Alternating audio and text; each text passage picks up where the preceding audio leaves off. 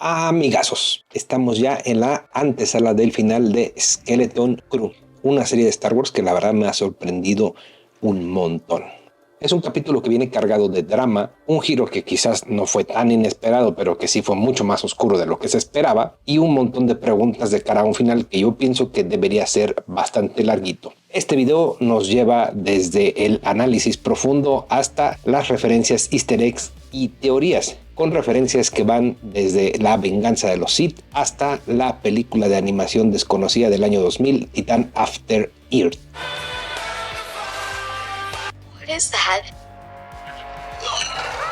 Titulado We're Gonna Be in So Much Trouble, vamos a tener un montón de problemas. Este capítulo es dirigido por el visionario director de la película Minari, uno de esos nombres difíciles de pronunciar, Lee Isaac Chung. Vámonos rápidamente con un resumen de lo que fue este capítulo para poder pasar al análisis profundo, después a los easter eggs y referencias y finalizar con las teorías, para que te quedes hasta el final. El grupo de niños logra regresar al espacio cercano de Atin. Ellos están muy preocupados por los regaños y castigos que posiblemente van a sufrir por parte de sus padres por haberse escapado en una nave pirata de su mundo natal. Sin embargo, no tienen idea de que lo peor está por venir.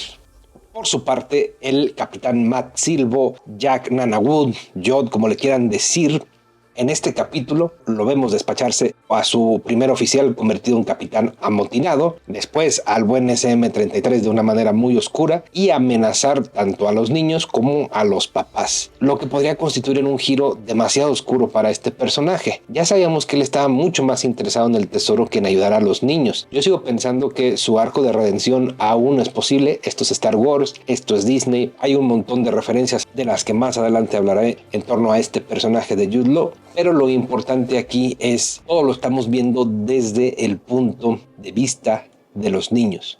Ellos son los que tienen que tener su arco dramático, los que a través de sus ojos tenemos que sufrir, que nos tiene que romper el corazón, tenemos que sentirnos en peligro. Y por eso creo que hasta este momento funciona que se hayan guardado un poco de los antecedentes de la historia de Jordan Wood. No creo que deberían dejarnos con la duda, pero por lo menos creo que hasta ahorita todo lo hemos visto desde el punto de vista de los niños. Incluso casi toda la fotografía de estos capítulos, hasta ahora 7, han sido muy a la altura de los ojos de los niños. Entonces creo que hasta este momento es consistente que no sepamos todavía nada de Jordan Wood, pero sí tendríamos que entender más de por qué hace lo que hace y cuál es en fin de todo su motivación. No creo que sea tan simple como que solo es un pirata desalmado que quiere oro y ya.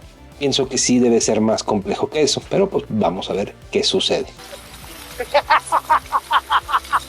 Algo que me gustó mucho de este capítulo fue todo lo que tiene que ver con los papás y estas referencias tan bonitas a E.T. cuando están construyendo esto que va a ser una sonda para enviarles un mensaje a sus hijos. Todo ese momento me pareció muy bien editado, muy bien actuado y pues ya por fin los vemos hacer un poco más porque la verdad se estaban viendo demasiado tibios. Creo yo que hay razones para esto y sigo teniendo dudas de dónde demonios está el papá de Neil. Lo vemos en el primer capítulo de esta serie y lo vemos brevemente por ahí en el holograma, pero nunca lo hemos visto accionar para buscar a su hijo y nunca lo hemos visto preocupado porque no esté. Creo yo que hay algo que están guardando en torno a ese personaje. Pasamos al análisis profundo. Creo que este capítulo es el de Jordan Wood, donde él tiene tal cual todo el desarrollo y donde a partir de las acciones que él hace se desenvuelve todo lo demás. Jude Law está como muy bien en su papel. Llega a este punto en el que ya pierde por completo la paciencia con los niños. Ustedes dirán, bueno, acá ya no es un pirata carismático como Jack Sparrow, o Hondo Ohnaka o Han Solo, pero hay evidencia muy contundente que soporta que sigue siendo un personaje que recuerda a todos estos anteriores. Ustedes dirán, no, bueno, es que este pirata espacial presuntamente sensible a la fuerza se despacha al capitán Brutus. Jack Sparrow, en cuanto tuvo una oportunidad de vengarse de Barbossa en un tiro, además que lo agarra desprevenido, lo hizo. Hondo Ohnaka en un arco de Clone Wars incluso secuestra a niños Jedi que estaban en su jornada para agarrar sus cristales en Ilum. Y el propio Han Solo llegó a hacer llorar a Luke diciéndole que él no creía en la fuerza y que él no creía en sacrificarse por otras personas. May the Force be with you. Todo esto pues sigue siendo consistente con ser un pirata que está primero viendo por sus intereses. Y si algo nos ha demostrado Star Wars es que la capacidad de redención que tienen las personas es infinita. A veces esto da para muy buenas historias, a veces no tanto. Por si fuera poco, pienso yo que Jonathan Wood recuerda un montón a personajes como Mace Windu, a personajes que llegado al momento en el que tienen que actuar son incluso medio desalmados y crueles y no les preocupan las emociones de los demás, siempre y cuando los objetivos que se han trazado se alcancen. Incluso recuerdo un montón a Anakin Skywalker. O sea, para nada me parece un personaje del tipo Dolores Umbridge en El Bosque Prohibido. Completamente pienso que este es el capítulo en el que los niños se enfrentan a la amenaza más grande. No solo la posibilidad de que piratas invadan su mundo, sino darse cuenta de que alguien en quien ellos quizás llegaron a confiar es una persona que puede hacerles daño, lo cual es muy fuerte de ver. Ver un sable de luz azul que está relacionado con la luz, que está relacionado con los buenos, con los Jedi, amenazando niños, pues obviamente nos remite a la venganza de los Sith con Anakin. Pienso yo que es fuerte de ver. Para nada se puede pensar en ese momento que este es un personaje que se puede redimir. Es fuerte ver cómo matan a SM-33, aunque los droides pueden volverse a armar y todo esto, pero sí creo que fue el punto más oscuro del personaje de Jonathan Wood y que por ende para los niños representa su punto de mayor peligro hasta ahora. Ya dije algunos, pero pasamos como un muy rápido listado de easter eggs y referencias para pasar a las teorías después. Por ahí se menciona en la conversación que tiene Yod con uno de los droides que lo está acompañando en la bóveda que hay 1139 bóvedas como esa en At-Atin. 1139 es un número que está muy cerquita de 1138, que es este vanagloriado número que hace referencia a la THX 1138 de George Lucas, su primera película, y que en esa película se hablaba de un mundo distópico que podría parecerse mucho a lo que tenemos acá en Atin. No es el mismo número, lo cual me hace pensar que esto va a ser todavía peor que lo que está en THX 1138. Este es un mundo que está un pasito adelante de lo que se presentaba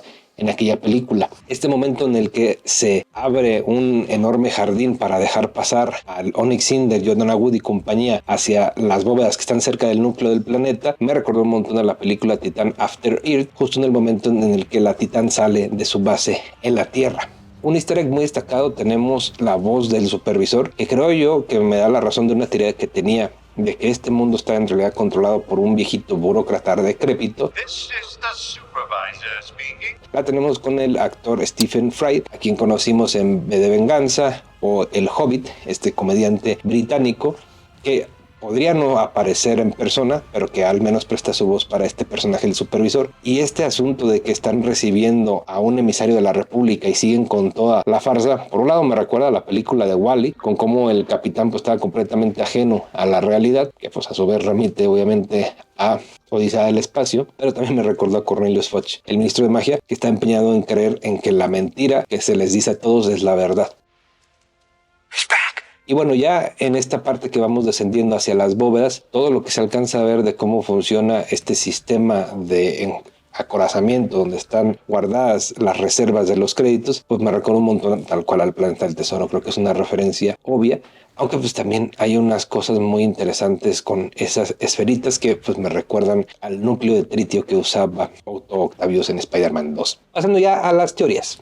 Creo yo que la Nueva República va a llegar a Atin. No me parece gratuito que hayamos pasado ya varias veces por capítulos donde hay X-Wings y donde tal cual sabemos que la Nueva República está buscando al que ellos conocen como Crimson Jack, o sea, a Yod. Este momento en el que Kim, aquella búho cartógrafa que conocimos hace algunos capítulos, le dice a KB que la puede contactar cuando quiera, pues es un planting de que finalmente KB hará uso de esa conexión para pedir ayuda. Aunque dentro del planeta Atin no pueden salir comunicaciones, van a ir con el supervisor o de alguna forma Yod va a tratar de contactar a la fragata pirata. Entonces creo que en ese proceso KB podría contactar a Kim. Tiene que llegar la Nueva República de alguna forma u otra y puede que en una de esas hasta llegue alguien muy en específico, alguien que está apostado en la base de Adelphi. Lo ideal sería que fuera el Mandalorian y Grogu, pero si a lo mejor no alcanzó el presupuesto para ese nivel de cameo, como mínimo podríamos tener otro más del Garson Teva, o como mínimo uno de esos cameos tipo C-3PO o Artudito que pues siempre se agradecen. Leí por ahí en unos comentarios que incluso podría haber un cameo AAA. A mí se me hace difícil, estamos hablando de algo del alcance del final de la segunda temporada del Mandalorian. No creo que lleguemos a eso, pero pues quién sabe. Sigo creyendo que Jordan Wood va a tener la oportunidad de redimirse. De manera muy similar a como pasó con Long John Silver, tanto en la Isla del Tesoro como en el Planeta del Tesoro, puede que haya una oportunidad en la que él tenga que escoger entre este tesoro que lleva años buscando y que es una leyenda de siglos atrás, o hacer lo correcto, y puede que esto sea a costa de su vida. Quizás no pasa, pero pienso que hay todavía elementos que apuntan a que puede suceder. Yo no creo que este sea el final de SM-33. Los droides pues tienen la capacidad de rearmarse, de reconstruirse, de repararse, siempre y cuando no se hayan dañado los bancos de memoria. Y aquí no parece que eso haya sucedido. Esto pues nos conecta obviamente con C-3PO, de las múltiples veces que ha sido separado en 1000 partes y ha vuelto a vivir. Sigo creyendo en mi teoría de Bioelectro Navegador, el droide del Planeta del Tesoro, en que hay una parte perdida de los bancos de memoria de SM-33 y que tiene que ver con esa ratita que entra y sale de uno de los agujeros de sus sensores oculares. Conclusiones. Rápidamente se guardaron, creo que lo mejor para el final, y pienso que el final deberá estar durando más de 40 minutos porque se siente que a este capítulo 7 le cercenaron lo que vendría siendo el clímax y todavía tenemos que tener las conclusiones. No se ha confirmado una segunda temporada de esta serie, y por lo que hemos visto en la promoción de la misma, las niñas y niños que interpretan a estos personajes pues ya están bastante creciditos, entonces habría que ver cómo podría funcionar una hipotética segunda temporada. No vaya a ser como Stranger Things, que sigan haciendo esto a sus 40 años. Pienso también que esta serie tiene que cerrar con el arco o la trama principal, como fue el Mandaloriano 1 y 2, que pues se resuelva, digamos, el misterio de At-Atin, que tengamos algún guiño hacia el pasado de Yod, o que por lo menos se explique cómo esto va a conectar con el resto de la historia del Mandaloriano, aunque posiblemente pues dejen posibilidades abiertas, como siempre sucede en estas series del Filoniverse. ¿A ti qué te está pareciendo esta serie? ¿Te está gustando? ¿No te está gustando? ¿Qué te pareció este capítulo? Llevo prácticamente desde el principio haciendo una cobertura de esta serie, así como de otros contenidos de Star Wars, El Señor de los Anillos y más cuestiones geek, por si quieres darte una vuelta acá al canal. Yo soy Dani Divagues. Y tengo un podcast con la China. Acá arriba está.